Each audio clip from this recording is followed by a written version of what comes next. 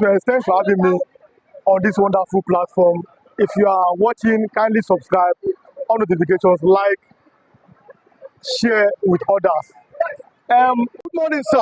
Good morning. We've heard a governor in the Northwest said, anytime we arrest bandits, that there's always a call from the top, and the bandits are always released in a nation that is plagued with insecurity. What do you have to say about it? Yes, the fact is that there's a suspicion, serious, deep suspicion about what is happening in the entire North. Why it has not been able, they have not been able to tame it. The fight is not a political fight; it's an ideological fight based on religion.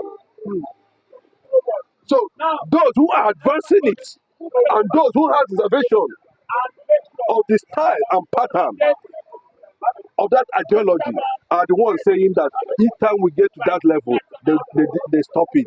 Each time we try to make movement to this direction, they stop it. Each time we want to see how this thing can become, is it mystery? They stop it. Those who are stopping it are bent on advancing it. And they are being done politically by the Fulani governors, by the Fulani senators. All of them are involved in that crap. So you think that this insecurity is political? It is both political, it is both religious, and it is embedded in conquest. In conquest. That's the fact. What are you look at it? Because an average Fulani man does not know how to separate politics from religion. And that has always been the problem. That's why they said, you have 1 million people as Amajiris. And one person is controlling them. They use that thing. Of course, Sanusi is against it. And that's why we need someone like Sanusi as the emir of Kano. To understand human consciousness that has been padlocked by religion and politics need to be opened. You don't padlock human consciousness for so long with religion and politics. And that's what is affecting the North. And that is why somebody like Sanusi is saying no, that to an extent, North need a little liberalization. The North needs a liberalization. Yes, they need it. They can stay on their own, but if they want to be in a situation where they can be independently driven by the forces of economy, by the forces of development, infrastructure, human capacity, human development, innovation, then they need to move away from. See, let me tell you, they said that why did China became what they are today? China is not as religious as Nigeria. Yes. But if you look at it, they only imported and tapped into the principles of God. What they are using is just the principles of God. They're not bringing religion into it. Go into the world and multiply. Do exploit. Have dominion. Huh? Those are the principles of God. So when you hold onto that principle, you begin to revive the human ingenuity in you, and you begin to see how things will come up. The North has always been a parasite to the South. The North has given so much headache to the South. The North has always been a parasite to the South. Yes, in terms of development, in terms of governance, in terms of everything. But TINUBU is becoming a mystery and a disgrace to that synonym, to that acronym, to that belief, to that concept that the Southern president can always do better than the Northern president. TINUBU has ruined that understanding. Since Nigeria has gotten to this point, is it not better to ask the Northerners to stay on their own? The Yorubas stay on their own. The East stay on their own. Now, those that don't want Nigeria to work, they are against local government autonomy. We must understand that what is happening in the north is deliberate. The insecurity in the north is deliberate. The insecurity in the north is deliberate.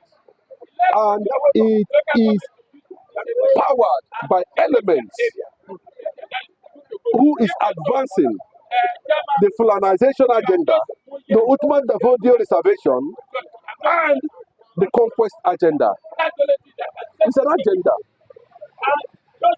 When we were growing up, we didn't hear anything like Meiti Allah. But when Buhari came into power, Meiti Allah became the voice of the Fulanis in Nigeria.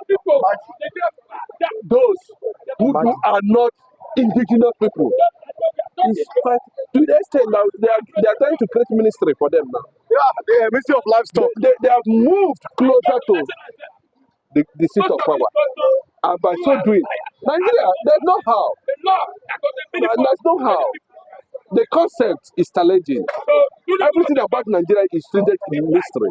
Everything about Nigeria is questionable. Well, but I'm afraid I've been hearing about repentant bandits, repentant Boko Haram.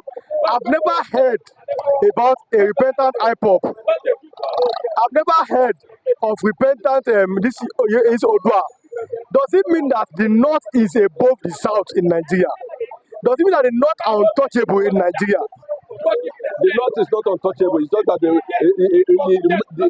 make the south look as if they are cowards.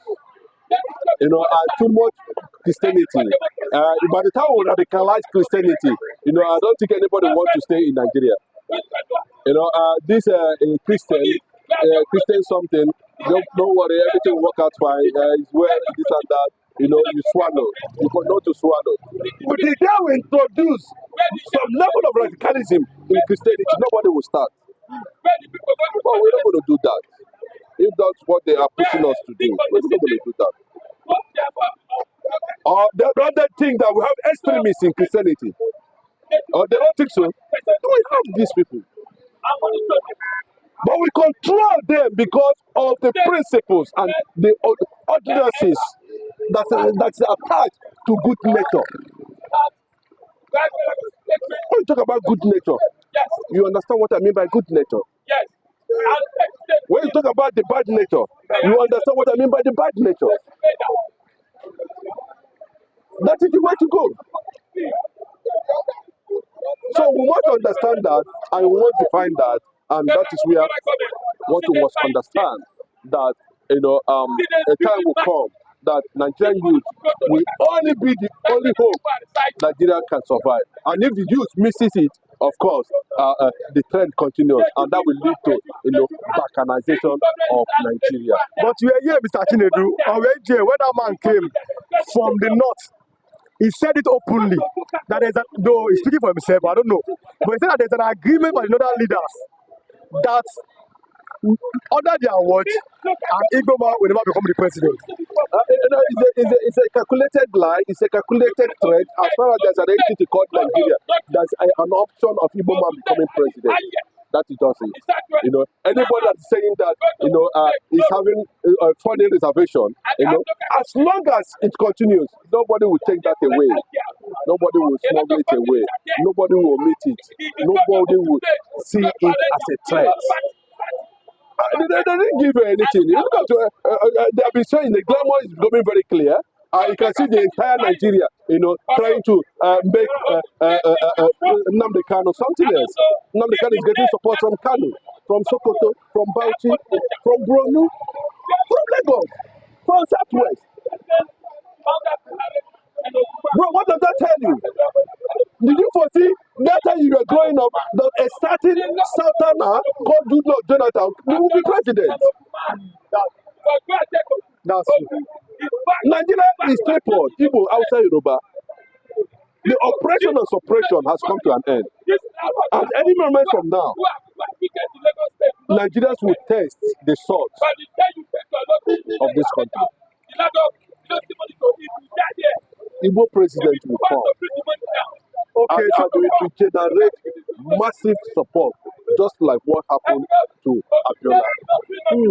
So you have the opinion that what that man is saying is his own problem. It's irrelevant. It's irrelevant. As long as Nigeria is in Yes. existence, it's irrelevant. Currently now, it's irrelevant. Sample the opinions of many of them. The political powers, the political laws,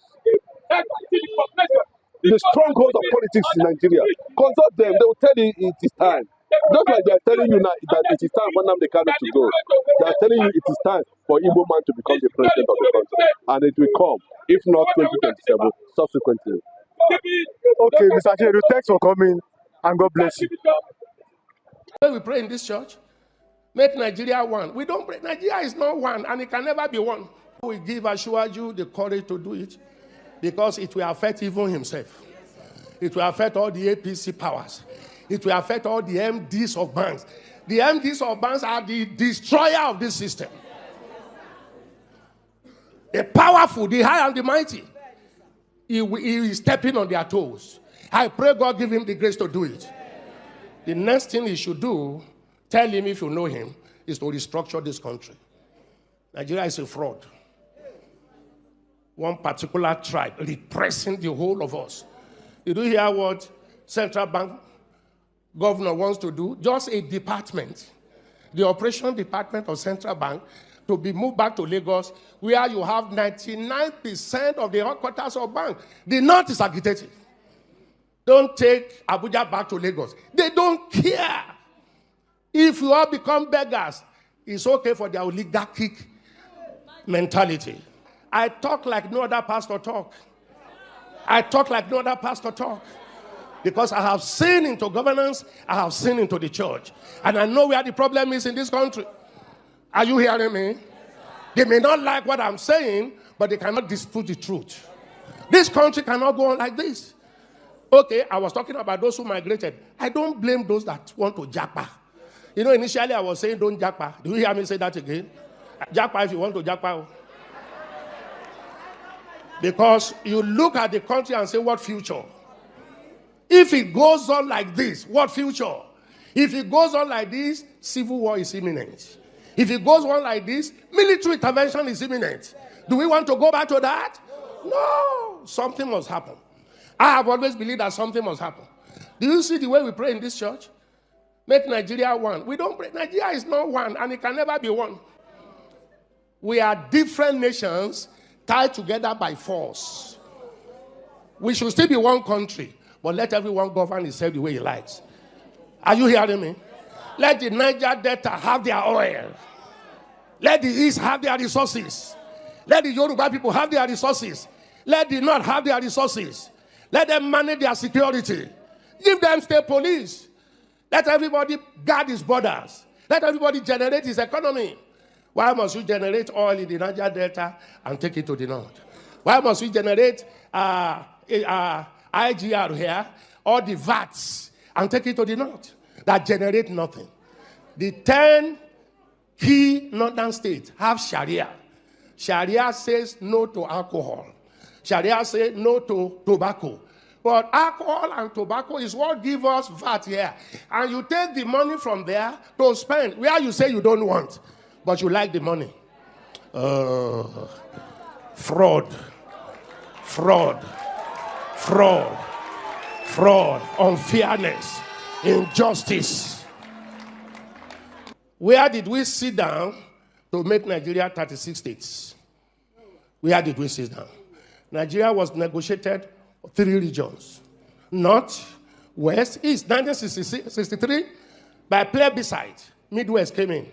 Where did we sit down and say we shall be 36 states plus Abuja, and the biggest one taken to the North?